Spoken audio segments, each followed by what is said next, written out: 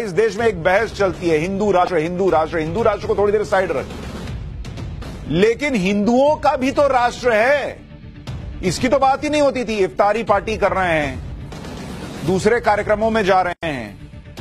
अल्पसंख्यकों का पहला अधिकार है इस देश के संसाधनों पर, यह बता दिया करते थे प्रधानमंत्री। फिर एक प्रधानमंत्री आए जिन्होंने इस बात में शर्म महसूस नहीं की बताने में कि भाई मैं हिंदू हूं, मैं पूजा पाठ करता हूं, मैं मंदिर जाता हूं, और नरेंद्र मोदी ने 8 साल में वो किया।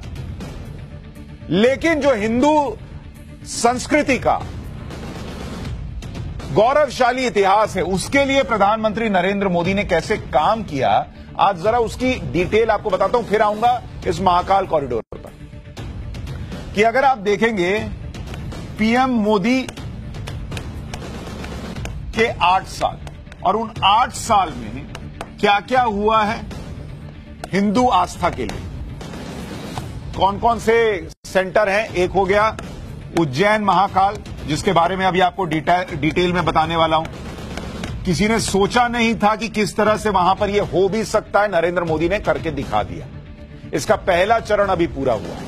उसके बाद है वाराणसी, जहां पर काशी विश्वनाथ कॉरिडोर आपने देखा, वहां भी मैं गया था, आपको डिटेल में जानकारी दिखाई थी।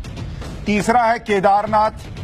केदारनाथ ऐसा तबाह हुआ, बर्बाद हुआ कि लगा कि अब अभी बस नहीं पाएगा, लेकिन उस केदारनाथ में आज आप जाइए तो देखिए तो लगता है कि बाप रे बाप, गजब ही पलट गई है काया।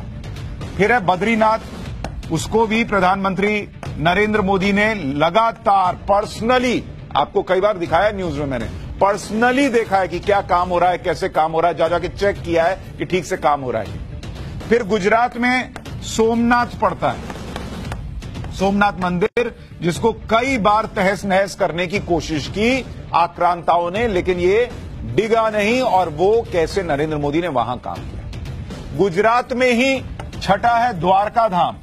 इस द्वारका धाम के लिए भी नरेंद्र मोदी लगातार काम कर रहे हैं, इसको भी बेहतर बनाने की कोशिश कर रहे हैं। फिर गुजरात में है पावागढ़। वो पावागढ़ का इतिहास, उसका चैप्टर मैंने आपको पाठशाला में बताया है। वहां पे कालिका मंदिर है, उसका प्रोजेक्ट कंप्लीट हो गया है। मथुरा वृंदावन सर्किट पर काम चल रहा है।